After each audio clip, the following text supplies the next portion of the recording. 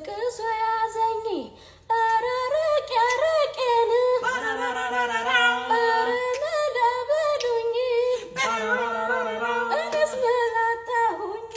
ሰላም ጤና ይስጥልን ክቡራትና ክቡራን የቤንጃ ቲዩብ ቤተሰቦች እንደምን አላችሁ?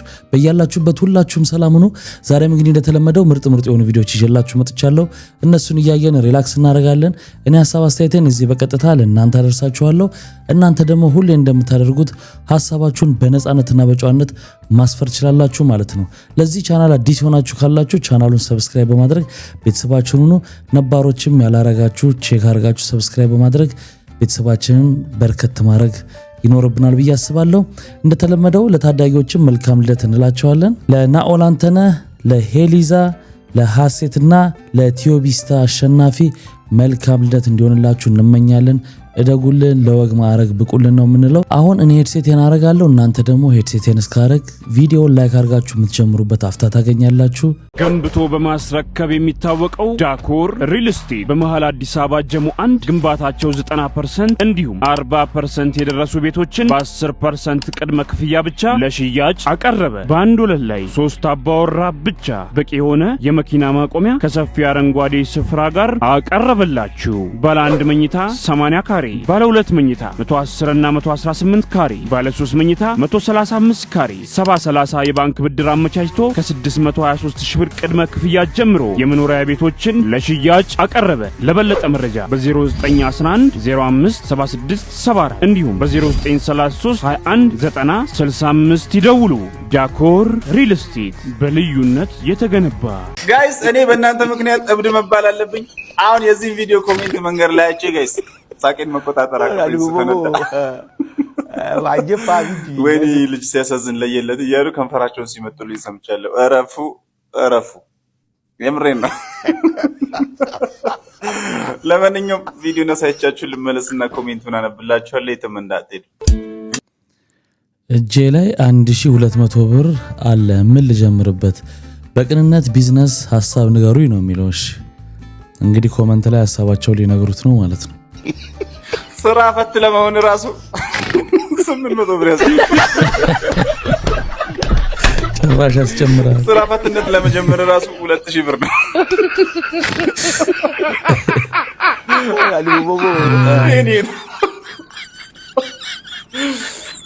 ለደንቦች ስጥና ግንባር ቦታ ለልመና ስጡኝ በለች። ኧረ ተውኝ።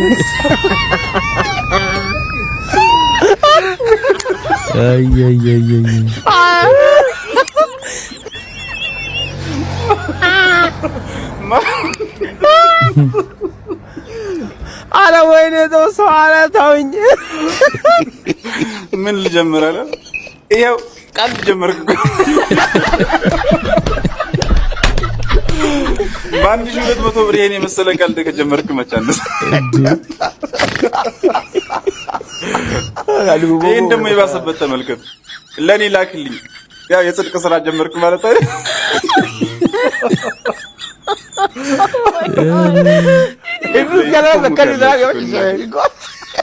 ብር ሲኖርህ የቢዝነስ ሐሳብ ይጠፋብሃል የሚባለው ለካ ነው። ሽምብሮ ነው። ትችላላችሁ፣ ትለያላችሁ። አንደኛ ብሩ ምን ያህል ቫልዩ እንዳጣ ታዩበታላችሁ። ሁለተኛ ደግሞ የኛ ሀገር ኮሜዲያኖች ሁሌ እንደምለው ጉዳቸው ነው። በቃ እንግዲህ ሰው በዚህን ያክል ቀልደኛ ሆኖ ከዚህ በልጣችሁ ማሳቅ መቻል በጣም ከባድ ስራ ነው። በአካል በጣም ነው የምታምሪው፣ በእውነት ካሰብኩት በላይ። ወይኔ ምን እኔ ልጅ በሶሻል ሚዲያ ማቀው በቃ ይልሽ ይሄ የምወደው ፈገግታሽን ይልሽ ያ ፈገግታሽን ነው በእውነት እንዴ ያልጠበቅኩ። አፍረሽ ነው እንዴ? ምንም የሚያሳፍር ነገር የለም እኮ ይሄ ጫጫችን እንጂ እያወራሽ ተናች። እኔንም አታሳፍሪኝ። አፍረሽ እያወራሽ እንጂ ምንድነው? እናቱ አታወሪም እንዴ? ነው ይሄ አወቅኩሽ ናኩሽ ነው ስለመጣው ነቀሽ ነው። ሲጀመር እናቃችኋለሁ። ሲጀመር በሶሻል ሚዲያ ስትመጡና እንደዚህ በአካል ስትገናኙ የሚያረጋችሁን ነገር አለው። ይልሽ ሲጀመር እዛ ላይ ሌላ ታሪክ ነው ያላችሁ። እኔ አክብረሽ አይደል እንደመጣው አንቺን ላወራሽ። ምንድነው የምትዩ? ምን አይነት ሰው ናት በእናታችሁ? ታቀኛለህ? ሲጀመር ከዛሬ ጪ እናንተ ተገናኝ ተናቀለ ታቀኛለህ ወይ? አንዱ ታቀለ ዝም ብለህ ተወልክ ሳታቀበል አረቀሽ አቀለ ምትለኝ ታቀኛለህ ወይ? ልቤን አይደል ወደድከው? ማንሽ አለ ዛራይተኝ ታቀለ ወይ? ሰው ሳያውቁ አይናቁ አለች። አንተ አሁን እዚህ ጋር ኢሞሽናል አድርገኝ ተነስቼ ልክስ ባረግስ እንዴ አርቲፊሻል ኢንተለጀንስ ወይኔ አርቲፊሻል ኢንተለጀንስ የኔ ጌታ የቲክቶክ ፊልተር እንደሆነ ሰው ሌላ ነው የሚያስመስለው። ሌላ በአካል ስታገኟቸው ሌላ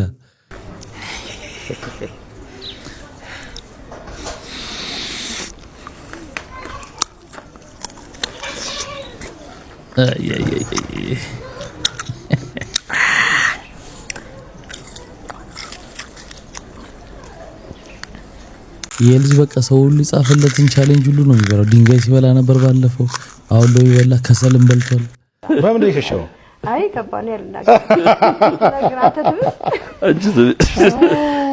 ጸጉሩን የላጨችው የኔ እህት ናት የመጀመሪያ የላጨችው እና የዛኔ ፋሽንም አልነበረም ምንም እንዴት እንደሆነ አላውቅም። ብቻ እኔ የዛኔ ፐርም እቀባለሁ ጸጉር ፐርም ፋሽን ነበርና ሰዓቱ አልፎ በዚህ ጎን ምናምን ተመለጠብኝና በቃ እንላጩላችን ምናምን ስንባ ሁሉ ማፈሩን ቢያሉ ከዛ ካሌብ ለምን አላጨው ስትለው ይውሃ ካሌብሽ አለ። ከዛ እኛ ቤት በረንዳ ላይ ነው ቁጭ አድርጋ ላጨችው ስናየው እንዴት እንዳማረበት በዛው ቀረ። በቃ ተላጭቶ ቀረ። ከዛ የሆነ ፊልም ማን ያውጣው የሚል ፊልም ነበረና ለማን ያውጣው ፊልም አሳድግ ሲባል የለም ጠፍቶ ቀረ። በዛው ጠፍቶ ቀረ። አፈር እናቶቻችን የሚሉት አባባል አለ። አንዳንድ ሰው ጸጉር ሲሳሳበት ተላጭ አዲስ እንዲወጣ ምናምን ሲባል አይ በዛው ይደነግጣል ጸጉር በላጨት የለበትም ምናምን ይላሉና አንዳንዴ እንዴት እንደሚያውቁትም ግራ ይገባቸዋል። አዶናይ በቃ ይድረስ ለአዶናይ ያድርሱልኝ። በቃ አሁን መፈመስ ነው የምፈልገው። በቃ ሰግጫለሁ። 2018 የምሰግጥበት የምፈምስበት አመት ነው። አድርሱልኝ። አሁን ደግሞ በእጄ ነው የበላው ማሳያችሁ። በእጄ በቃ እንደዚህ መጀመሪያ እንደዚህ አነሳውና እንደዚህ በቀጥ ታረገውና ታያችኋል። እንደዚህ ትንሽ በጥ ታረገውና ግን አዶናይ ጋር መድረስ አለበት ይሄ ቪዲዮ። ሜንሽን አድርጉልኝ በእናታችሁ ሁላችሁ። በቃ እስቲ እኔ ልፈምስ። ምንድነው በፈምስ ምን ችግር አለው? እስቲ አፈምሱኝ። በቃ በዚህ አመት 2018 እኔ ልፈምስ። ከዛ ትንሽ በጥ ሲል ደግሞ አሪፍ ነው በጣም። ከዛ እንደዚህ አድርጌ እንደዚህ እጎርሰዋለሁ። ከመጎረሴ በፊት ግን አዶናይ በእናታችሁ በጣም ነው የምወደው አዶናይ። በሱ ምክንያት ነው እንደዚህ ሆንኩትኝና ላገኝ ኬኛ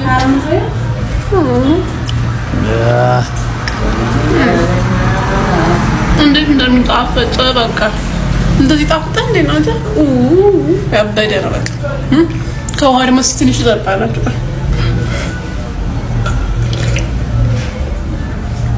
እንዳልሆነ እኮ ይገባናል። በምግብ ነገር የተዘጋጀ እንደሆነ ይገባናል። ግን ይሄ ለመፈመስ ተብሎ የሚደረግ ነገር በጣም በቃ የሚገርም ነው። በቃ የሚገርም የሰው ልጅ ህገ ልቦና አለው። የሰው ልጅ ይመራመራል፣ ያስባል ምናምን ብለን እናወራለን አይደል? ሁሌ አስተውላችሁ ታውቃላችሁ? እንስሶች እንኳን አንዱ ያንዱን ልጅ የማሳደግ ማንዴትነት ወስደው ያሳድጋሉ። ምናልባት ይሄ ነገር በኦሮሚያ ክልል አንድ የምናውቀው ነገር አለ አይደል? ጉድፍቻ አይደል? የሌሎች ልጆችንም አምጥቶ የማሳደግ አይደል? ምናልባት ይሄን ጥበብ ወደ ጥንቱ መለስ ስንል አያቶቻችን ሊቅ ስለነበሩ ከእንስሶች አይተው ይሆን? ምክንያቱም እነዚህ አንዷ 25 እንቁላል ታቀፋ የመፈልፈል ብዙ ጊዜ አንዷ ለምግብ ስትወጣ ሌላኛዋ ያን እንቁላል ተክታ ትጠብቃለች። ቁራን እንግዲህ ጥቁር አደይ የተሰኘው ፊልም ታስታውሱታላችሁ። ሰይፉ ጋር መጥቶም ናታይ አስተዋውቆታል። እዛም ላይ ፕሮፖዝ አድርጓል ባለቤቱን ካስታወሳችሁና በ22 ሲኒማ ይለቀቃል። ማለትም ጥቅምት 14 ወይንም ኦክቶበር 24 ማለት ነው። 22 ሲኒማ ላይ ይለቀቃል። ሰብስክራይብ አድርጋችሁ ጠብቃችሁ እዩት። ከዚህ በፊትም እዚህ ቻናል ላይ አምጥቼ ነገራችኋለሁ።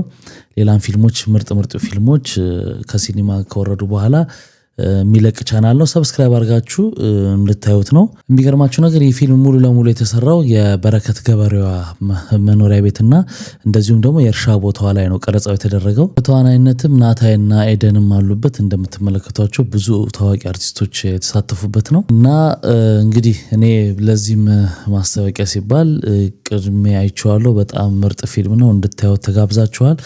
22 ሲኒማ ብላችሁ ሰርች አድርጋችሁ ዩቲዩብ ላይ እዛ ላይ ታገኙታላችሁ። እንድትመለከቱት ተጋብዛችኋል። ጋይስ አሁን እንግዲህ ጳውሎስና ሜላት ላገኛቸው መጥቻለሁ። እዚህ የት ነው ያሉት?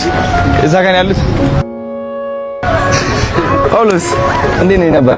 እንኳን በደህና መጣች አዲስ አበባ። ሜላቴ እንዴት ነሽ? ሰላም በይ። በፉት ሜላት ቸቦነሽ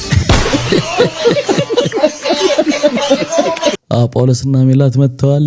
እንግዲህ መሰረት ፖድካስት ከፍታለች። መሰረት በዙ ሸገር ኢንፎ እዛ ላይ ቀርበዋል። እንግዲህ ባለፈው ማንስቻለሁ እነዚህ ልጆች ሰፖርት ማድረግ የሚያውቁትን ነገር እንዲያውቁ ማድረግ አሪፍ ነገር ይመስለኛል። ሰላም እንደምን አላችሁ? እኛም አለ ቤትሲዝም እንባላለሁ። ይሄ ሃይማኖት ሳይሆን ቤት እንዲሰጠኝ ስል የተከራዮች ድምጽ ለመሆን መጥቻለሁ። ሴፉ ፋንታውን እንድታቀርበኝ ስል በአክብሮት ጠይቃለሁ። አለቀህም። አዳነች አበቤ፣ ዶክተር አብይ አህመድ እባካችሁ ኑሮ ከብዶኛል፣ ቤት ስጡኝ፣ ቤት ኪራይ ከብዶኛል፣ ቤት ይሰጠኝ። ቤትሲዝም መንገለ ከፍቅር ሲዝም ይልቅ ቤትሲዝም ብዙ ተከታይ የሚኖረው ይመስለኛል። አላማው ሃይማኖት ስላልሆነ ቤት የማግኘት ስለሆነ ብዙ ተከታይ ታፈራለ ብዬ ገምታለሁ። ታዋቂዋ ድምፃዊ ዘሪቱ ከበደ በቅርቡ ባወጣችው የባዮግራፊ መጽሐፏ ላይ ከብዙ ወንዶች ጋር መተኛቷን የሚያትት ጽሑፍ ተቀምጧል ማለት ነው። እዚህ በጣም ብዙዎች በዚህ ሰዓት እየተነጋገሩበት ይገኛሉ። ጉዶች ናችሁ በማርያም ወንድም አንተም ሌሎችም እንዳለ ሶሻል ሚዲያው ዘሪቱ ከብዙ ወንዶች ጋር ሴክስ ማድረጓን በመጽሐፍ ፔጅ ስንት ላይ እስኪ አንተም ሌሎችም እንዲህ የምትሉ ፔጅ ስንት ላይ ነው ዘሪቱ እንዲህ ብላ የጻፈችው? ይሄንን ቪዲዮአችሁ ላይ አያይዙልን። ዘሪቱ ከብዙ ወንድ ጋር ተኝቻለሁ ያለችበት ሴክስ አድርጌያለሁ ያለችበት ብላ የጻፈች የስንት ፔጅ ስንት ላይ ስንተኛው ገጽ ላይ ነው ያለው? እሱን እስኪ ቪዲዮአችሁ ላይ ያካተታችሁ ስሩልን። የንባብ የትርጉም ችግር ካለ እሱን እንግዲህ መርምሩ ራሳችሁን። ግን እንዲህ ያለችበትን ቃል በቃል እስቲ አስቀምጡልን ቪዲዮአችሁ ላይ። አረ እንደዚህ ሐሰተኛን መረጃ ዝም ብሎ የሰው ስም ማጥፋት ነው፣ ልክ አይደለም። እንደምታውቁት እንግዲህ አነጋጋሪ ሆኗል የዘሪቱ ጉዳይ። በፌስቡክ ላይ በተለያዩ ማህበራዊ ሚዲያዎች ላይ ከብዙ ወንዶች ጋር ተኝቻለሁ የሚል ጽፋለች። ባዮግራፊዋን ስትጽፍ የሚል አንዱ ለሰው በስተጻፈ ተቀባብሎ ሰው እንግዲህ ያጮህ ሆኖ ግን የት ጋር እንዳለው የት ጋር ካለ እዚህ ፔጅ ላይ ለማለት ይሞከር። ገጽ በገጽ ያነበቡ ሰዎችም አስተያየት እየሰጡበት ደም ብሎ ድምፃዊት የነበረችውና አሁን በዝማሬዎቿ የምናውቃት ዘሪቱ ከበደ አሁን ላይ በፌስቡክ በተለይ መነጋገሪያ መሆኗን ብዙዎቻችሁ ተመልክታችኋል ብዬ አስባለሁ። በመጽሐፏ ላይ ከብዙ ወንዶች ጋር እተኛ ነበር የሚል ነገርን ጽፋለች በሚል በማህበራዊ ሚዲያ ላይ ተሰራጭቶ ብዙዎችም መጽሐፏን ያነበቡም ያላነበቡም ሲቀባበሉ ተመልክተናል። ምናልባትም ከልጅነት እስከ ልጁነት የተሰኘውን መጽሐፏን ያነበባችሁ ሰዎች እዚህ ጋር ልታግዙ ትችላላችሁ። እንደዚህ አይነት ነገር እኔ መጽሐፉን ደጋግሜ አንብቤዋለሁ፣ ነገር ግን አልተከሰተም። እንደዛ አይነት ነገርም አላለችም። ባት እዚህ ጋር እንደምታዩት እኔ በጣም የፍቅር አድናቂ ወይም ደግሞ ሮማንቲክ የሆኑ ነገሮች የሚመቹ ሰዎች ነበርኩ፣ እንዲሁም ደግሞ ወደ አካላዊ ወደ ሆነው ግንኙነት ለመግባት ግን የማልደፍር ነኝ የሚል እዚህ ጋር በግልጽ አስፍራለች። የፍቅር ህይወቷንም የተወሰኑ ዳሳ ነበረ። እነዚህ ነገሮች ታዲያ ከብዙ ወንዶች ጋር ተኝቼ ነበር በሚል እንዲተረጎምባት ያደረገ ይመስላል። እዚህ ባለፈም ሌላው ደግሞ እዚህ መጽሐፍ ውስጥ ሊወጣ የሚችለው ምናልባትም ይህ እዚህ ጋር ከላይ የምትመለከቱት ሊሆን ይችላል። ነገር ግን ዘሪቱ ከበደ በመጽሐፏ ላይ እኔ እንዳነበብኩትና እኔ እንዳስተዋልኩት ከሆነ ብዙዎችም እዚህ ጋር ሲያጋሩት እንደተመለከትኩት ከሆነ ከብዙ ወንዶች ጋር ተኝቻለሁ የሚል አንድም ቦታ ንግግር አላደረገችም። እስቲ እናንተም ያነበባችሁ ካላችሁ ሐሳባችሁን ኮሜንት ላይ ያሳውቁ። እንግዲህ እዚህ ጋር እንኳን የመጨረሻው ፔጅ ላይ የሚለው ምንድነው? ለትዳሬ መፍረስ ምክንያት ከሆኑ ዋና ነገሮች ውስጥ አንዱ የድካሜ የፈጠረው ተደጋጋሚ ቀውስ ነው። ይህንን ስል በየዕለቱ ፈጽሞ የነበረ በደል ነበር ለማለት ሳይሆን ለተወሰኑ ዓመታት ውድቀት ጋር ቀጠሮ ያለኝ ይመስል ደጋግሞ ያገኘኝ ድካም እንደነበር ለመግለጽ ነው። አንዳንድ ጊዜ አንዳንድ ነገሮች ተጽፈው እኛ በገባን ልክ ብቻ ተርጉመን ተንትነን መጻፍ የለብንም። ወይንም እንደዚህ ያለች ይመስለኛል ማለትም አንድ ነገር ነው። እንዲህ ብላለች ማለትና ይሄን ማለት የፈለገችው ይሄን ለማለት ይመስለኛል ማለት ይለያያሉ። ዘሪቱ ከበደ እንዲቆያችሁኝ ጠበቃ ሰብለ አሰፋ ነኝ። እንግዲህ ዘሪቱ ከበደ ስለ ህይወት ተሞክሯ የጻፈችውን ባዮግራፊ ተከትሎ የተለያዩ አስተያየቶች እየተሰሙ ይገኛሉ። በተለይ ደግሞ ከተለያዩ ወንዶች ጋር ግንኙነት ነበራት የሚለው በቀልድም በቁም ነገርም እጅግ በጣም በሚገርም ሁኔታ በዚህ በማህበራዊ ሚዲያው አጀንዳ ሆኗል። ከዚህ ጋር በተገናኘ እኔ ያለኝን አመለካከት ግልጽ ለማድረግ ነው። አንደኛ ዘሪቱ ከበደ ዘፋኝን በነበረችበት ሰዓት የነበራት አጠቃላይ ችሎታ እንዲሁም እንደ ሀገር ካስማ አይነት ዘፈኖችን በመስፈን በሴቶች እኩልነት እንቅስቃሴ ከፍተኛ ሚና የነበራት ናት። በህይወቷን ደግሞ ካሳየችው ከነበራት መውደቅ መነሳት ብዙ ወጣት ሴቶችን እኔንም ጨምሮ ኢንስፓየር ያደረገ የህይወት ተሞክሮ ያላት ልጅ ናት። ከዛም ባሻገር እንደ ዘሪቱ ከበደ በወጣትነታቸው ብዙ ውጣ ውረድ ውስጥ ያለፉ እህቶች የሚጽፉት ባዮግራፊ ወጣቱን ትውልድ ነገ ከሚገጥሙ ነገር እንዴት ብሎ ማለፍ እንዳለበት የሚያስተምርና በተለይ ደግሞ ለሴቶች በጣም ጥሩ የሆነ ትምህርት የሚሰጥ ለሰልፍ ዴቨሎፕመንት ነገ ራስን ለመመልከት ነገ ከሚያጋጥሙ ፈተናዎች ለመጠበቅ እንዴት ከችግሮች ማለፍ አለብን መውደቅ መነሳትን የሚያመላክት በመሆኑ በማናቸውም ይዘት ይሄ አውቶባዮግራፊ መጻፉ እጅግ በጣም የሚያስደንቃትና የሚያስከብራት ነው።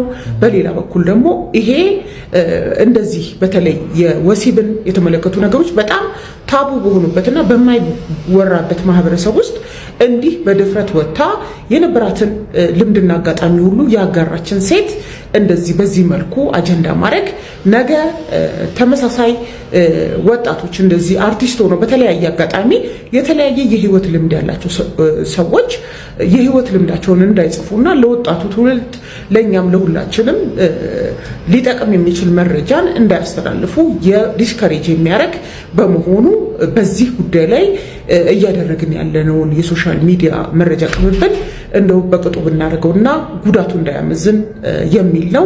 ዘሪቱ ከበደ እጅግ በጣም የምናከብራት ብዙዎቻችንን ኢንስፓየር ያደረገች እህት ናት። አመሰግናለሁ። ጥሩ ነው።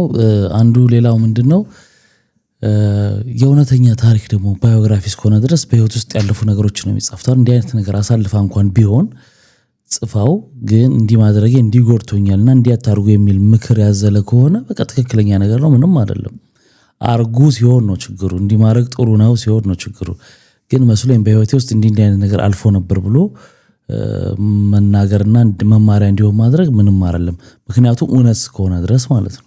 12ኛ ክፍል የቴዎድሮስ መነባነብን ስንሰራ ለናቴ ነግሬያታለሁ። የወላጆች ቀን ነው ትመጣለች። የቴዎድሮስን እንትን ሰራለው ያው ታውቂያለሽ ታሪኩን ሊማርኳቸው ሲሉ ራሳቸውን ነው የሚያጠፉትና ውሸት ነው ነው ያውቃለሁ ለኔ ነው እንደምትነግረኝ ምናምን አለች። በቃ ሄድን ከእህቴ ጋር ነው ያዩት። እዛ ቤት ስንመለስ እንዴ አስቸግራኝ አለች። ምን ውሽ አልኳት። እንዴ ነግሬሽ የለም እንዴ ያኔ ደግሞ አዳራሽ ውስጥ ራስ መኮንን አዳራሽ ሰርተነው በመጋረጃ ነው።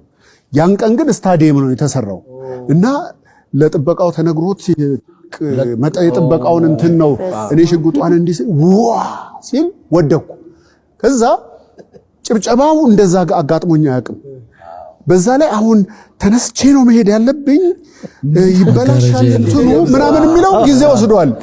በሰማል ተነስታ ወይ ልጅም ብላ ነግረኛል። ግን ቅርት አልክብኝ ያለች ምክንያቱም መጋረጃ የለም እዛው ለጥ ማለት ነው። የእናት አንጀት ጅብ መጣና አጠገቤ እባክህ ሸኘኝ አልኩት። ጅቡን ያለ ማጋነን እንዳይሆንብኝ ጅቡን ነው ያልኩት። እባክህ ሸኘኝ እንዳትነከኝ በኢየሱስ ስም አዝሻለሁ። ምን እንዳስባለኝ አላውቅም። ጅብ ሳይ ድሮ ጅብ ስባል ራስ ፈራል። የእግዚአብሔር ክብር እንዴት መቋቋም እንደምትችል ይነግራል። ግን ሸኘኝ እባክህ እንዳትነከኝ ከዚህ ሞት ተነስቼም በጅብ እዚህ አካባቢ ያለበለም ገጠር ውስጥ አልኩኝ። ቤት የለም ጭር ያለ ማንደር ነው። የሆነ እርሻ ውስጥ ገባውና ትንሽ ተከተለኝና በቃ ልበላ ነው ጌታው ያልኩኝና ሊሳን የሆነ ሊሳን ተሰጠኝ እንደሆነ አላውቅም። ጅቡ መጣና አብሮኝ ጌታው ያልኩ በቃ እየተንቀጠቀጥኩ ነውና ትንሽ መንገድ ሄደና ቤት መራኝ ማለት ነው። ጨለማ ነው ቤት የት እንደሆነ ቤት ሲመራኝ እየተጸለየ ነው እዛ ቤት ሌሊት ላይ መረኝ። ኦኬ ጌታው ያልኩኝ ይሄ ታምር ነው። እሰይ አሜን ሲባል አሜንታ ድምጽ ከሰማ በቃ ነፍሴ ያርፋል። አሜን ተባለ አልኩኝ። እዛ በር ላይ ቆመና ሳንኳኳ ሰዎቹ ሲከፍቱ ባትሪ ማን አለና ሰውዬው ባትሪ ያበር እኔ ነኝ አልኩ። እንደተጋበዘ ሰው ወይ እግዚአብሔር ሰው እንዲሁ ነው ያለኝ። አያውቅኝ ነይ አለኝ ሰውዬው ማለት ባለቤቱ ወጡ። ለከ ቤተ ክርስቲያን ሽማግሌ ጅብ ቋለ ከዛ ምንድነው አሉና ዱላ ይዞ ሲሮጡ ታውት አልኳቸው። ጅቡም አልነካቸውም እኔንም አልነካኝም። ሸኝቶ ተመለሰ። አስተያየት ለመስጠት እኮ ይከብዳል አይደል? ለምን ከፈጣሪ ጋር ስለሚያያዝ ታሪኩ እንዲህ ነው እንዲያ ነው ለማለት በጣም አስቸጋሪ ነው። አሁን ትራፊኮች እንዴት ነው ሰው የማይማረርባቸው? ይኸውላችሁ ከሳምንት በፊት አደባባይ ደርባል ተብዬ ተቀጣሁ። አደባባይ መደረብን እንደሆነ ባላውቅም ማለት ነው። አደባባይ ደርባል ተብዬ ተቀጣሁ። እሺ አደባባይ ደርባል ተብዬ ተቀጣሁ። ከዛ በኋላ ዛሬ ድጋሚ ተቀጣሁ። እሱን ቅጣት ከፍዬ የቅጣት ወረቀቱን ከፍዬ ሳልቀበል ስራ ቢዚ አድርጎኝ ማለት ከዛ ባለፈው የተቀጣሁት የት ነው ወሎ ሰፈር መቀበለው የት ነው እስጢፋኖስ ጋር ያለውን ፖሊስ ጣቢያ ታውቁታላችሁ አሁን የተቀጣሁት የት ነው ጦር ኃይሎች ከዛ በኋላ እንግዲህ ታርጋ አትፍቱ የሚል ዜና ተሰርቷል እኔ ሰርቻለሁ ታርጋ አትፍቱ ብዬ ስንት ዜና ወጥቷል ታርጋ አትፍቱ ተብሎ ታርጋ የተፈታ ከዛ ስጠይቀው አፈጻጸም ላይ ያልወረደም አለኝ ሰውዬው ምክትል ሳጅን ወጋሪ ፉያራ ይባላል ጦር ኃይሎች አካባቢ ነው ያለው ከዛ ምድር አፈጻጸም አልወረደም እነሱ ምግቡን አወጡት እንጂ የተገበሩት አይደለም አለኝ ቃል በቃል አለኝ ነው መነገር እሺ ችግር የለውም ታርጌን ፍታ ግን ቅጣት ወረቀት ጽፈህ ስጠኝ እዚህ ከፍዬ የሚሄደው አልኩት ምን ተጻፈልኝ ታውቃላችሁ ይሄን ወረቀት ለምን ስለው ምን ይዤ ልጻፍልህ አለኝ ታርጌን ይዞታል ሰውዬው ታርጌን ይዞ ጻፈልኝ ስለው አይሆንም እንደዛ እና ስለው ሄጄ እስጢፋኖስ አስቡት ከጦር ኃይሎች ከቤቴል ተነስቼ እስጢፋኖስ ሄድና መንጃ ፈቃዴን ተቀብዬ መንጃ ፈቃዴን ይዤ መጥቼ ደግሞ እዚህ ድጋሚ ያጽፈውና ሰውዬው ድጋሚ ጸውዩ ጽፎልኝ ከሰጠኝ በኋላ ድጋሚ ይጽፋል ድጋሚ ይከፍላሉ ቅጣት ወረቀቴ ድጋሚ ከፍዬ እሱ ልፈልግ ነው ማለት ቀኔ በዚህ ያለቀ አስቡት ከጦር ኃይሎች እስጢፋኖስ ከእስጢፋኖስ ጦር ኃይሎች ከዛ በኋላ ደግሞ እዛ መፈለግ ሰውዬው አንዳንድ ጊዜ ማገናዘብ የሚባል ነገር አለ እንደ ሰው እውነት አገናዝቡ የምሬ ነው እኔ እንዴት ማለት ቅጣት ወረቀት ጽፎ እዛው ቅጣት ወረቀት ላይ በስነ ስርዓት እሱን ሄጂ ባንክ ከፍዬ ታርጌን ተቀብዬ እስጢፋኖስ ሄጂ መንጃ ፈቃድ መቀበል ይችላል አሁን ቀኔ ተበላሽ ምንም ስራ አልሰራ ነው አስቡት በአዲስ አበባ ትራፊክ እንደው አረ ኮመን ሴንስ ይኖራችሁ ቢያንስ እኔ ዛት ሶ ላይክ እንሲ ኮመን ሴንስ ይሄ እንዴት ነው አገናዝቡ በጣም አስቸጋሪ ነው እንግዲህ ህግ ይወጣል ተፈጻሚነት የለውም ስለዚህ ሹፌር መሆን እኮ አይደለም መኪና የሚያሽከረክረው ሰው ብዙ ነገር የሚሰራ ሰው ነው ዶክተር ሊሆን ይችላል ለማህበረሰቡ ትልቅ ቦታ እዛ ከቦታ ቦታ ተንቀሳቅሶ የሚሰራ ሰው ሊሆን ይችላል ስለዚህ ሙሉ ቀን እዛዚህ ሲል እዛ ያለው ነገር ተበላሸ ማለት ነው ተያያዥ ስለሆነ ይሄ በድጋሚ መጤን አለበት ሁሌም የማይፈታ ነገር መድኃኔዓለምን ቅጥል ብዬ ነው አዲስ አበባ ላይ የምታሽከረክሩ ሹፌሮች አከበርኳችሁ እንዴት ነው ከዚህ ህዝብ ጋር ተስማምታችሁ የምታሽከረክሩት እኔ በሶስት ቀኔ ገና ጨጓራ በሽተኛ ልሆን ነው እንዴ መሀል ላይ ገብተሽ እንደዚህ የምትዩ አንቺ የህንድ ዳክተር ነሽ በዚህ ላይ የብብትሽ ጥቁረት አለ ከዛ የምትቀቢው ደግሞ ይሄ ባለ 14 ብር ዶደራንት አለ መሀል ላይ ነጭ ሆኖ ሌላ ዜብራ ነው ይመስለው ከብብትሽ ጥቁረት ጋር አስፋልት እንዴ ምን ሆናችሁ ነው እንዴ መብራት ለቆ እንደዚህ ጅን ብላችሁ የምትሄዱት ሰው ሰራሽ ነው ይሄ ፍሬንም ቢቢልስ እንዴ ኧረ ተው እንዴ ምን አይነት አሽሽ እየጦዛችሁ ነው ደሞ ሁሉም ይጦዛል ደሞ ለማለትም ቸገረኝ እኔ እንዴ ኧረ ተው መኪና ነው የኢትዮጵያ ህዝብ አህያ ነው ይፈረው መኪና ይፈራ እመቤቴን እኔ አከበርኳችሁ አዲስ አበባ ላይ የምታሽከረክሩ ሹፌሮች እኔ በሁለት ቀን የጨጓራ በሽተኛ ሆንኩ እንዴ ኧረ ተው ነውር ነው ካሳ ለመብላት እንደዚህ የሰውንም ህይወት ለማበላሸት እንዲመሯሯጥ እንዴ ምድረ ብብት አንገት በተለይ ውጭ ሀገር የውጭውን ሲስተም ከለምዳችሁ ስትመለሱ ነው የሚታያችሁ ነገር ምን ያህል እዚህ እግረኛ የመኪና መንገድ እንደሚያከብር ባለም አሽከርካሪውም ደግሞ መኪናም ደግሞ ለእግረኛ ያለውን መከባበርና ህግ እንዴት እንደሚከበር ስታዩ እና ይሄን ስትለምዱት የውጭውን እዛ ስትሄዱ ግር ነው የሚላችሁ በጣም በቃና በሁለቱም ሳይድ መስተካከል አለበት በአሽከርካሪውም በተሽከርካሪውም እኛ ሀገር በደንብ መስተካከል አለበት ስትወሰልት የተያዘች ሚስት በባሏ እርዳታ የምትወደውን ሰው አገባች እንግዲህ የሁለት ልጆቹን እናት የዳረው ባልም በመላው ህንድ መነጋገሪያ ሆኗል ወልዳ ሁለት ልጆች አሏቸው አለቃው ነው ሰውዬ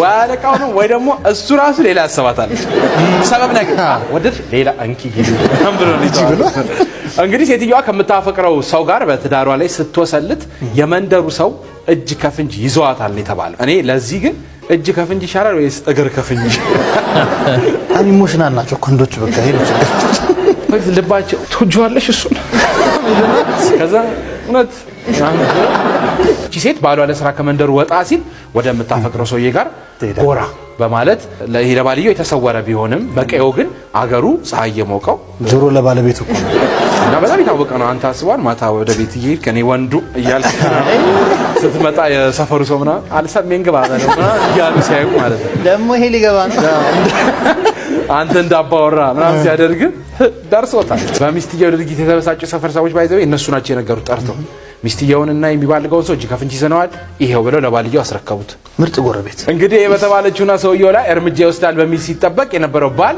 የሁለት ልጆቹን እናት ለምታፈቅረው ሰው ድሯታል። አሁን ያቃጠሉት የሰፈር ሰዎች ሰርግ ይጠራሉ ይመጣሉ። እዛ አረ ግን ወይ ብቻውን አለምሽ ዛሬ ነው ባልሆነ ግን ሚስትህን አለምሽ ዛሬ ነው ብለህ እንደመዳር የሚያሳዝን ዲጄ የሆነ ሚክሰር ስታጣሽ ሰላማና ሰቆጣኔ ሻሎ ወይ ሰላም just go with the Manawi ሰብይ ሽካለም ስልቱ አትመጪ ሞይ ጣሊያን አሜሪካን ለሊቱን እንሳንቲ ሞር ክራውድ ለሊቱ እኛነው ቻል በቢሺ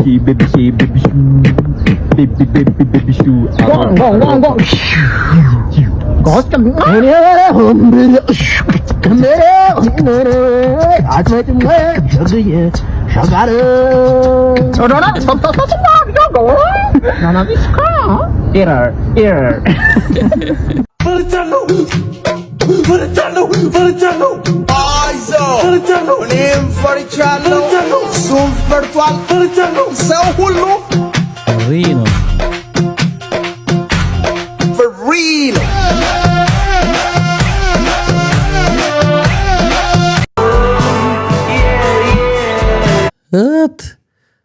እሷ ከዛ ተጣለች እሷ ከሷ አፍ ጉድ ነው። እንዴት ፍቅራችሁ እንደሚያስቀና እውነት ልብ የሚነካ ፍቅር በእውነት እኔ ተሰምቶኛል። እንደሱ መድኃኒዓለም እንደዚህ አይነት ፍቅር ይስጠኝ። ቺኳቆይ ምንድን ነች? ኮንቨርተር ነች? ኮኮን ወደ ፋንታ ኦሬንጅ ቀይራ ነው የምትሰጥክ ለአንተ? ኧረ እንደው ተውን። እንደው ምሪንዳ ነው ግን ያደረገችልኝ በለኝ። ምሪንዳ ነው በለኝ እንደው በሞቴ። ኧረ በእግዜር ኧረ እንኑርበት። ተው እኛም አፋችን ይረፍ። ተው እንደፈለጉትን ነገር ያርጉ እኮ ፕራይቬት ምንም መብታቸው እኮ ነው። ግን ፐብሊክ ቀርጾ እንደዚህ አይነት ነገር መፖሰት እንደገናት ሻው ቾክሶን ላግኝሽ ፈልግ አጫዋች ነኝ የሚለው ጀለሰሽ አው ዛሬ ላግኝሽ ፈልጋለሁ ብለ ቮይስ ላክላተሽ በቃ የኔ ፍቅር ዛሬ ላግኝሽ ፈልጋለሁ ደስተኛ መሆን ፈልግ አንበሳኩ ነው ደፋሩናል ግን በጣም እንደዚህ ቆይ በአካል ደግሞ ገና ላከች በቃ እኔም እኮ ላገኝ ነው የምፈልገው። ድፍረት ስለተመቸኝ በቃ በአካል ተገናኝተን እንድናወራ ነው የምፈልግ። አለቀ። አንተ ራሱ ይመቻት አለቀ። እና በቃ ሄድና ተመቻችተ ምናምን ነሽ አዚዝ ተጠብቀኛል። በቃ ተመችቷታል ማለት ነው። በቃ ላሳያለሁ ወንድሜ። እሺ አገኘ መጣሽ እንዴት ነህ? ሰላም ነሽ? እንዴት ነሽ? አለሁ እንዴት ሻይ ቡና ነው?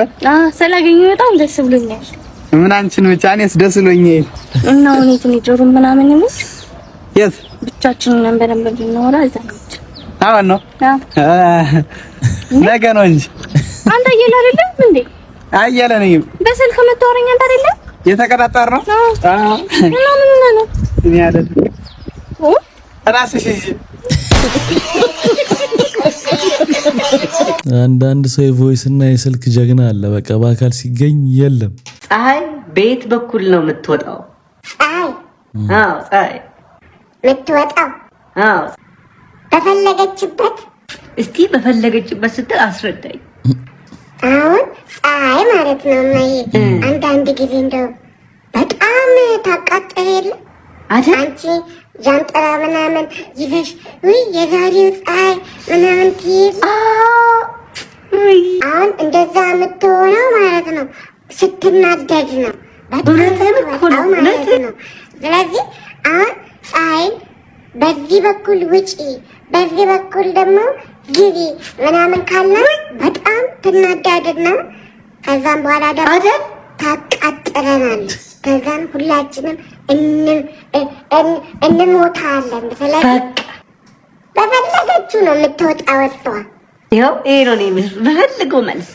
እንደው አንተ እኮ አስተማሪንም ትበልጣለህ፣ እኛንም ትበልጣለህ፣ የዓለም ምሁሮችን ሁሉ ትበልጣለህ። አንተ ጨርሰሃል እኮ በጣም ጎበዝ፣ በጣም በቃ አሁን አንተ ከዚህ በላይ አንተን ማስጠናት ወይ ለምን በጣም ብዙ ታውቃለህ። አይምሮ በቃ እውቀት በእውቀት ስለሆነ ሂድ። እሺ አንተ በቃ ማረጋ ሂድ። በቃ በልጣኛል፣ እኔ አልችልም። ሂድ በቃ ሂድ። ሊደር አች አንዱ ምን ይሻለኛል? ምን ላድርገው? ይሄ ልጅ ፀሐይ ምን ያህል ኪሎ ሜትር ከምድር ትርቃለች? ፀሐይ ዳምጤን ነው። ፀሐይ ዳምጤ ፀሐይ ከተማ ናት እንጂ ፀሐይ ከተማ ፀሐይ ዳምጤ ማለት ነው አይደለም። ፀሐይ እቺ ዋናዋ ፀሐይ የለች ብርሃን የምታወጣው ስጥ ምናምን ስጥ የምታሰጡበት ፀሐይ እቺ የምትወጣው ፀሐይ ነው። እሷ ደግሞ ምን ትርቃለች? ስታቃጥለን አይደል? ለብልባን ግን ምን ያህል ነው ርቀቷ የሚመስላችሁ? የምታቃጥላችሁ ምን ያህል ርቃ ነው? አንተ የኛ ሀገር ስንት ነበር ርቀቱ? 500 ኪሎ ሜትር ነው። 2000 አይደል? ከፍልና ተወስ መጣ ደረጃ ታጣስ 700 አንተ 3700 የባሱ በዛ ከፈለ 500 ነው ርቀት። የሷ 2 ቢሆን ነው በቃ ኪሎ ሜትር 2 ኪሎ ሜትር 2 ኪሎ ሜትር አልተመለሰም። እንደየሀገሩ እኮ ግን ርቀቷ እኮ ይለያያል። አሁን እኛ ሀገር ቅርብ ናት፣ በጣም ነው የምትጠብሰው። አሁን እሱን ጠብሳ የበላችሁ እሷ ናት። መልሱን እንመልሰው። መልሱ 150 ሚሊዮን ኪሎ ሜትር ነው። 150 ሚሊዮን ኪሎ ሜትር ነው። አሁን ከኛ ሀገር ርቃ ፀሐይ እቺ ምናያት እቺ ስትምን እናሰጣበት አጀብ ነው እንግዲህ አራዲዬ ልጅ ግን ማለክቶት እኮ ሳይንስ ለክቶት ነው። የቅድሙ ህፃን አድጎ ማለት ነው። እንደዚህ ነው። እንደምን አደራችሁ? እዚህ ኖርዌይ አሁን 1 ሰዓት ተኩል ነው ጧት ማለት ነው። እና ከኢትዮጵያ ጋር ያለው የሰዓት ልዩነት 1 ሰዓት ብቻ ነው። ግን ውጪውን ላሳያችሁ። አያችሁ፣ ሙሉ በሙሉ ጨለማ ነው። እዚህ ዊንተር ታይም በጨለማ ወደ ስራ እንሄዳለን። ከስራ ስንመለስ ደግሞ ተመልሶ ይጨልማል። እዚህ ፀሐይዋ የመንግስት ሰራተኛ ነው የምትመስለው። ጠዋት ዘግታ መታ፣ ከሰዓት ደግሞ ቶሎ ነው የምትመለሰው። ስለዚህ የዊንተር ፀሐይ ማለት የፍሪጅ ውስጥ መብራት ማለት ነው። እናንተ ደግሞ ምን አለባችሁ በ13 ወር ፀሐይ የምትደስቱት? እባካችሁ ለፀሐይዋ ሰላምታ አቅርቡልኝ። ኖርዌይማ ጭራሽ የሆነ ቦታ ላይ ያለው ለ4 ሰዓት ነው ለ5 ሰዓታት ብቻ ብርሃን የሚሆንበት፣ ሌላው እንዳለ ድቅድቅ ጨለማ የሚሆንበት ወቅት አለና ከባድ ነው። አንዳንድ የተሰጠን ነገር ብዙ አናመሰግንም አይደል? በአየር በኩል እንኳን ኢትዮጵያ ጂፒኤስ ለምን የሆነች የመኪና ስርቆት መቆጣጠሪያ እንትን ነች። እሺ ገላግሬ ነው አባቤ። ጂፒኤስ ስትገጥም ሰዶ ማስተዳደር ካማረ ዶሮን በቆቅ ለውጥ እንደማለት ነው። እቺ ቀለል አድርገህ ከመኪና ፍሬኑ ውስጥ ታስደርጋታለህ። ማንም አባቱ ይዟት ሄድ የትም ተይዛት ሄድ የትም ማለት አሪፍ ማለት ገብቷል አይደል? የሰው መኪና ይዘህ ገቢ ይዘህ ስትወጣ አባቴ ቋ ቢደረገብህ ማንም አያምንህም። ስለዚህ እቺን በትንሽ ብር ትገዛለህ፣ ትገጥማታል። አገጣጠሙ ነው። በዞን ያሳያችሁ ደግሞ ፍሬኗ ላይ ቀለል አድርገህ ትከተዋለህ ማለት ነው።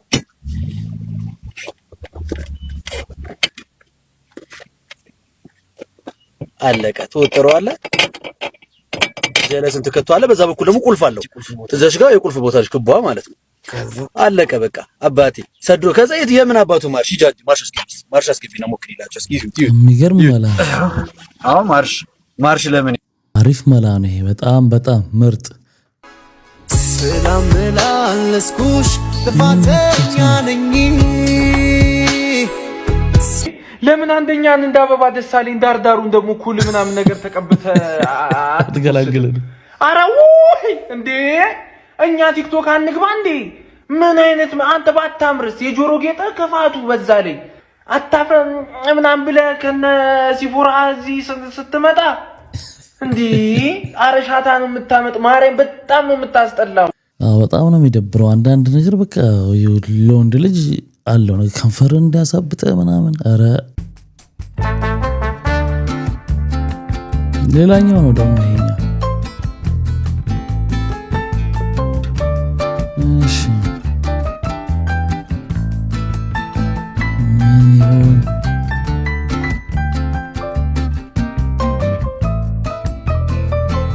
ቅቤ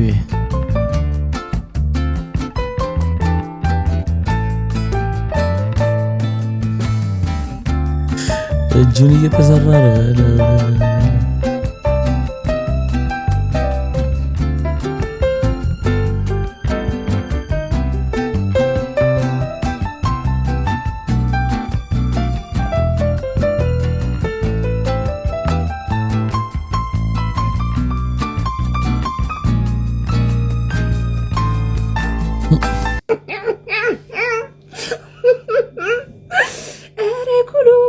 ማንኳለሽ ኩሉ ማንኳለሽ የሚባለው ዘፈን ላንተ ነው። ምን ነው ብራምባሩ የሚወሰደው ያንተ ነው እንዴ? ታዲያ ከተነካካ አይቀር ወይ ባም ለምን አብረህ ተጣጣን? እኔ ወይሮ ምንድነው የምትሰራው ነው? ሲማን እየተቆረጠሽ መሆን አለበት። ፈጣሪ እኔ ራስን በመጠበቅ አምናለሁ። ራስ መጠበቅ ምንም አይደለም ያስፈልግ። አንዳንድ ግን ኦቨር የሆነ ነገር ሲሄድ ያስጠላል አይደል? ሚስቴ በጣም ትደበድበኛለች ብለኛልና ስትጋቡ ኃይለኛ ነበረች፣ ትደባደብ ነበረ፣ ትደበድብህ ነበር። ያኔ ገና መጀመሪያው ነው ገና ስትጋባ ወይስ አዲስ አመል ነው? ከመጀመሪያም ግን ባህሪዋ በገጠር በኋላ ወንድሞቿ የሚናገሩት ነገር እኔም አንዳንድ ነገር ታጠና በደንብ ከተጋባም በኋላ ነው ማውቀው። ኃይለኛ ወይም ምን ነበር እንደ አይናፋር በቃ የሆነ በጣም በቃ ማውራት በንግግር አታምን። በንግግር ስለማታምን በቃ አሁን መደባደብ የጀመረችው በእርግጥ አሁን ከተጋባን 18 ዓመታችን ነው። በቅርቡ ነው ከዚህ ከ10 ዓመት ወደዚህ እኔ እሷን መንካት ሳቆም ግጭት ሲፈጠር በፊት እኔም ለምንት ብዬ ያው ትማታለህ እኔም እንትን ነበር ማለትም እንደማንኛውም ወንድ የሆነ በቃ በድብድብ ወይ በማሳመን መስሎኝ እንደዚህ እኔ መጣላት ነበር።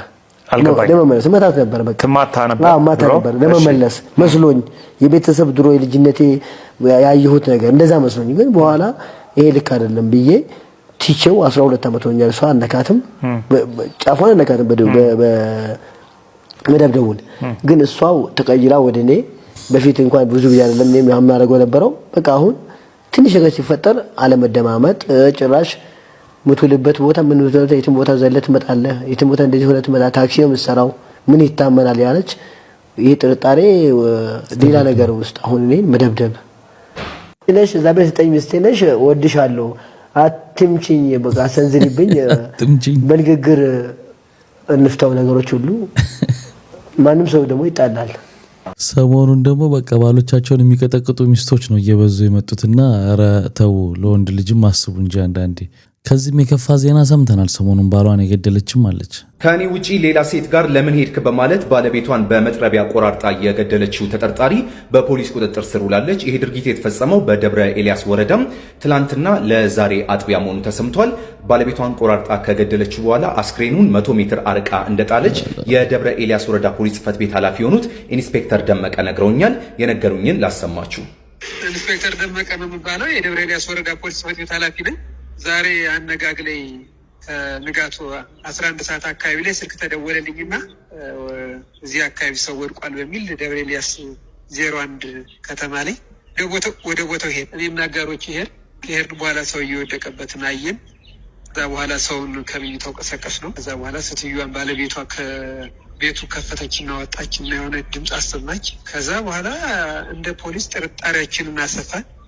አስከሬን ካስነሳም በኋላ ጥርጣሬ ሰውየው ቤት ጋር ገብቶ የሰውየውን አመታት ምናምን ወንድ ከሆነ ወይ በጥይት ወይ አዘርዋይት በዱላ ስለሚሆን በስለት ነገር ስለተቆረጠ ሴትዮዋን ተጠራጠርን። ወደ ቢሮ ከወሰድን በኋላ ይኸው ስንጠይቃት ተግባባንና ስህተት እንዳደረገች ስትነግረን ወደ ቦታው ገብተን የፈጸመችበትን መሳሪያውንና ተኝቶበት የነበረውን ፍርናሽ ወደ ሕግ አመጣን። ምርመራ እያጣራ ነው። የቅናት ክፋት እዚህ ድረስ ይሄዳልና ጥንቃቄ እንድታደርጉ ይሄ መረጃ በብዙ ያግዛል። ከባድ ነው። አንዳንዴ ደግሞ ወደ ክፍለ ሀገር የምትሰሙት ወንጀል ያው ብዙ ጊዜ ግን ወንድ ልጅ ነው ሴቶች ላይ ጥቃት የሚያደርሰው የሚል ነው በአብዛኛው አይደለ? አሁንም ቢሆን እንደዛው ነው። ግን አሁን ሴቶቹም በቃ እንደዚህ አይነት ነገር እየተፈጠረ ነው። ወደፊት ነገሮች እየተገለበጡ ነው ማለት ነው። ትናንት መኪናውን ወሰድክ? አዎ መኪና ወስደናል። እንግዲህ ከፊንቴክ ጋር እንግዲህ ለሰለሞን ቦጋለ የፊንቴክ አምባሳደር ስለሆነ ጥያቄ ቀርቦለት ነበር ትላንትናና ለሱ የሰጠው ምላሽ ነው። እንደምታውቁት ፊንቴክ በጣም አሁን የከፈሉት ሰዎች ባለመረከባቸው በጣም ቅሬታ እየቀረበበት ያለ ድርጅት ነው። ችግርም አለበት። እስቲ ሰለሞንን መልስ እንስማው። አንድ ተቋም ከዚህ በፊትም እኔ ለመኪና ካምፓኒ ሰርቻለሁ 5 ዓመት። ልክ እንደዛ አንድ ካምፓኒ ነው ተቋም ነው ተራይ እዚህ ካምፓኒ አምባሳደር ትሆናለህ አለኝ። ፊንቴክ ይባላል። ሄድኩኝ። እንግዲህ ውል ቀርቦልኝ አውርቼ ያውም በትልቁ ምንድነው ማህበረሰብን አገለግላለሁ። ምክንያቱም ሌላ ቦታ ላይ ወደ 3 ሚሊዮን ወይ ምናምን የሚሸጥ መኪና እኔ በእንዲህ አይነት መልኩ ነው የማቀርበው። መጀመሪያ በ950 ሺህ ብር ያስገቡና ቀሪውን 950 ሺህ ብር በ5 ዓመት ውስጥ ያለ ወለድ በየወሩ እንዲከፍሉ አደርጋለሁ ሲል ይሄ ደስ ይላል፣ ማህበረሰብን የሚጠቅም ነው። ኦኬ ይሄ እንግዲህ አንድ ተቋም ነው ያፈራረመኝ። ተፈራረመን። በዚህ መልክ ነው ግንኙነታችን የተጀመረው። እንደዚህ አሁን የክብር አምባሳደር ስትሆን እና ሐሳቦች ስትሰማ አይ በቃ አሪፍ ሐሳብ ነው ብለህ ነው የምትገባበት ወይስ ታስባ ይሄ ነገር እንዴ ሊሆን የሚችል ነገር ነው እንዴት እንደዚህ ይሆናል ብለህ ትጠይቃለህ? ሰዎችን አታማክርም? አሁን ለምሳሌ አሪፍ ሐሳብ ነው የሚሆን ከሆነ ግን ብዙ ሰዎች ይጠይቃሉ። ለምሳሌ እንዴት በ5 ዓመት ውስጥ ያለ ወለድ እንደዛ ሊሆን ይችላል ብለው የሚጠይቁ ሰዎች አሉ። በኋላ እንደሰማው ድርጅቱ ራሱ በኋላ የተወሰነ ክፍያ ጨማሪም አደረገ የሚል ነገርም ሰምቻለሁ። ምን መሰለህ እኔ ወደዚህ ስመጣ ስደርስ ሁለተኛ ዙር እየተሰጠ ነው እና የተጠራሁትም ልክ ከመፈራረሜ በፊት የተገኘሁት እንትን ላይ ነው ወዳጅነት ፓርክ ላይ በትልቁ ሲሰጥ ነው ርክክብ ሲያደርግ ነው። እዛ ላይ የተገኘሁት ትልልቅ የመንግስት ባለስልጣናት፣ ታዋቂ ሰዎች፣ ከዚህ በፊት የተሰጣቸው ሰዎች ሲመሰክሩ ምናምን አይቻሉ። ይሄ ትልቅ ነገር ነው ማለት። ከዛ እንደውም እዛው ላይ ነው እንትኑ ፊርማውን የሚያደርግ ነው። ልክ እዛው ላይ ነው አይተው ከሆነ ካየው በኋላ እዛ ላይ ተጠርቼ እንደዚህ አምባሳደር ልናደርጋቸው ነው እዚሁ ተብሎ እዛው ተፈራረምን ማለት። ይሄን አይተሃል። በቃ ትልቅ ነገር ነው። ስለዚህ ይሄ ማህበረሰብን ያገለግላል። በዚህ መልኩ ነው ይከፈልሃል። እንደዚህ አምባሳደር በመሆን በዚህኛው ማለት ነው። በሌሎቹ እንደሚከፈል አውቃለሁ። ኦፍ ኮርስ እንደዛ ነው የምትሰጠው። የክፍያችሁ ይፋ የሚሆን ነው ወይስ ስምምነት አላችሁ? ገንዘቡን መጠኑን ማታወጡበት አለ። መጠኑ አይወጣም። የተለያየ ነው። መኪናስ ይሰጣችኋል? ኦፍ ኮርስ ይሰጣል። አንተ ከስምምነት ውስጥ አለ? ምክንያቱም በሰራው ልክ ነው። አንተ ነው የምትመርጠው። ምንድነው የምትፈልገው? ግን ትልቁ ነገር ምን መሰለህ? ትልቁ ነገር ከነዚህ ሁሉ ውጪ የእውነት ከሌሎቹ ጋር ስሰራ እንደነበረው ማህበረሰብን የሚያገለግል ቅድሚያ የምትሰጠው አለ። ይሄን ነው የማገለግለው አሁንም ቢሆን እስከ መጨረሻው ድረስ። እንግዲህ አንድ ጊዜ ልክ ተነሳ። ከዛ በኋላ ሰው አልደረሰንም 3 ወር ተብሎ እስካሁን አልመጣም ሲል የጅቡቲውን ሐሳብ ያመጣሁት እኔ ነኝ። መሄድ አለብን፣ ማየት አለብን። የት አለ መኪናው? ሄደን አይተን እዛ በረሃ ድረስ ሄደን የእውነት በቃ በጣም ትልቅ በሽታ ነው እዛ ሙቀት ላይ መገኘት። እዛ ሄዶ አይቶ ከዛ በኋላ ደግሞ እዚህ ደርሷል ሲባል ሞጆ ድረስ ሄደን አይተን ነው እንግዲህ የግድ ነው። ምክንያቱም የእውነት እንግዲህ እንደ ኪነ ጥበብ ሰው ወይ ደግሞ እንደኔ ሙያዬ ትልቁ ነገር ከማህበረሰብ ጋር ነው የምትሰራው። ለማህበረሰብን ነው የምታገለግለው። ገብቷል? ማህበረሰብ ከሌለ የምትሰራው ስራ አይደለም። ይሄን ነው ቅድሚያ የምትሰጠው። አሁንም ቢሆን እስከ መጨረሻው ድረስ እንግዲህ እንዳልኩ ተቋም ነው። ይሄን ተቋም አብሬው እስካለው ድረስ ለማህበረሰቡ ያለኝን ቃሉን ጠብቆ እንደሚሰራ እርግጠኛ ነኝ። ይሰራል ብዬ አምናለሁ። ሰሞኑን በደንብ ዶክመንት እያዘጋጀንበት ነው። እዛ ውስጥ ካሉ አካላቶች ጋር ግንኙነት እያደረግን አንዳንድ ነገሮች እያዘጋጀን ሲያልቅ የምታዩት ይሆናል። በፖድካስት ቻናላችን ላይ እናመጣዋለን የፊንቴክን ጉዳይ። ነገር ግን አሁን እሱ በተናገረው ላይ ትንሽ ፍንጭ ለመስጠት ያክል ሄደው እነ ሰለሞን ሲያዩ ጅቡቲ ያዩት መኪኖች ራሱ የፊንቴክ አልነበሩም። ይሄ ነው እንግዲህ ችግሩ። ፊንቴክ ራሱ አምባሳደር ብሎ የሾማቸውን ሰዎች ራሱ እየሸወዳቸው ያለ ይመስለኛል። ነውም ደግሞ ግን አውቀዋል። አሁን ችግር እንዳለ አውቀዋል። ግን አሁንም ዲፌንድ ለማድረግ ነው ሰለሞንም እየሞከረ ያለው ነገር። ግን አሁን እያከተመለት ነው ብዙ ነገር እየተጋለጠ ስለሚመጣ ብዙ ሰዎች አሁን ግን ተጨማሪ የተሰጡ ሰዎች ሰጥተዋል። ኦልሬዲ ተጨማሪ ነገር ላለማድረግ ሞክሩ። በጣም ጥንቃቄ አድርጉ። ባልሽ ጋር አብራችሁ ናችሁ ወይ?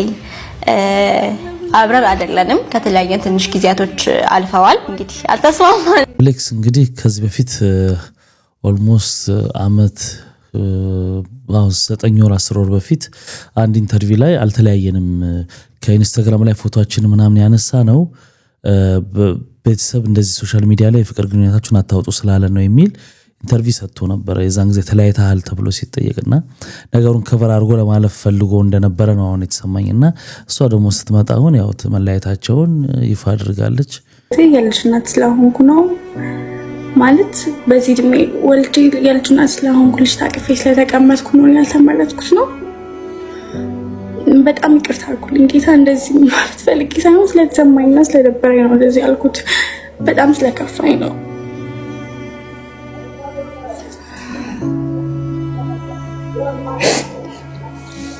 ብቻ የልጅ እናት እኮ እኔ ብቻ አይደለሁም፣ ሁሉም ሰው ይወልዳል። ሴት የተባለ ሰው ይወልዳል አይደለ? እስከ የልጅ እናት ስለሆንኩ ብቻ ነው ያልተመረጥኩት ወይስ ምንድን ነው? ሁላችሁም ገብታችሁ ቪዲዮዎችን እዩት።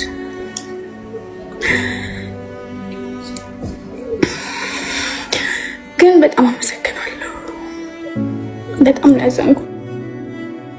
እንግዲህ ሰሞኑን የቲክቶክ አዋርድ እንደሚደረግ ይታወቃል። ኖሚኔት የሆኑት ሰዎች ቀርበው ቮት እየተደረገ ነው ያለው አሁን እና እጩ ሆነው ያልቀረቡ ሰዎች በጣም ቅሬታ እያቀረቡ ነበር። ልክ አሁን እንደ ዋንቲያ ማለት ነው።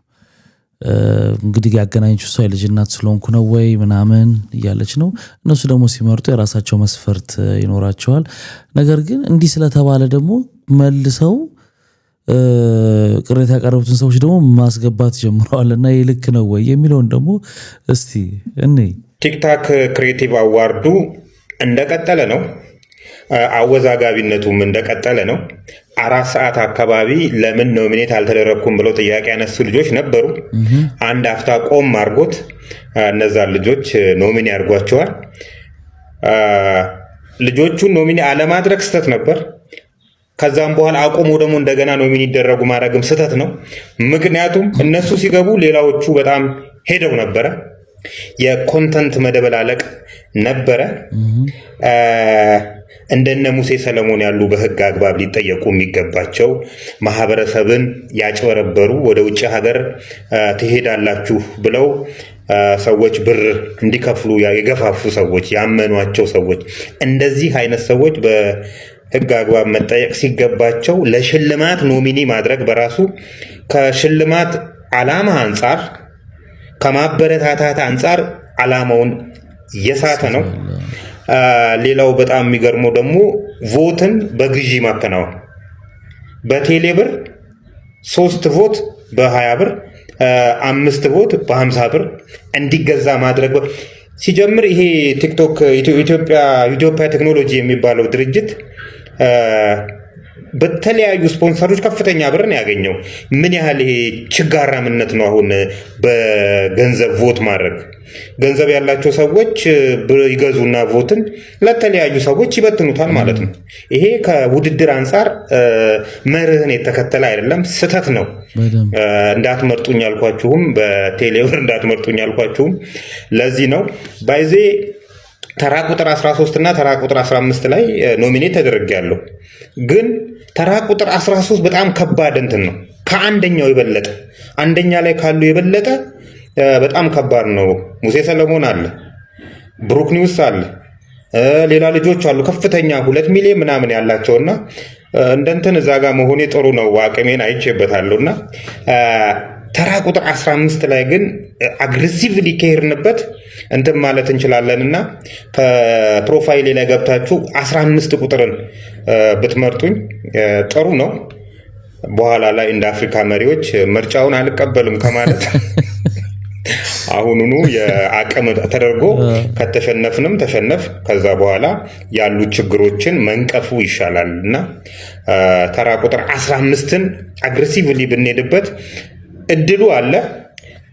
በዚህ አጋጣሚ ግን ሁለቱ ቦታ ላይ ኖሚኒ እንደሆነ ያደረጋችሁኝ ፎሎወሮቼ ቴንኪው አመሰግናለሁ። እንሂድበት አንዴ 15 ተራ ቁጥር 15 ላይ ጀርባ ላይ አለ ዌብሳይታቸው ቲሲኤ የሚለውን ስትነኩት ወደ አዘጋጁ ዌብሳይት ይዟችሁ ይሄዳል። ተራ ቁጥር 15 ላይ ያው ኦርደሩን ጠብቃችሁ ብትመርጡ እንግዲህ ይገባቸዋል። እነ አሁን ተበርሲስ አሁን ስንት ነገር ህብረተሰብን በማንቃት በጣም ቁም ነገር ያላቸውን ስራ የሰሩ ናቸው። ግን ዞሮ ዞሮ በዛሬ ጊዜ ቫልዩ የሚያደርገው ወይንም የሚሰራው ነገር ሌላው ነገር ነው። እንደምታውቁት ብዙ መናገር አያስፈልግም። እስቲ ውጤቱን እንግዲህ ምናየው ይሆናል። እንግዲህ ክቡራትና ክቡራን ለዛሬ ይዤላችሁ የመጣሁት ቪዲዮዎች እነዚህን ይመስሉ ነበር። በአንዳንዶቹ ተዝናንተናል፣ በአንዳንዶቹ ደግሞ ቁም ነገር ወስደናል። ስትገቡ ላይክ አድርጋችሁ አሁን ላይክ አድርጋችሁ ውጡ። በሚቀጥለው አሪፍ የሆኑ ቪዲዮዎች ይዤላችሁ እመጣለሁ። መልካም ጊዜ። ባይ ባይ።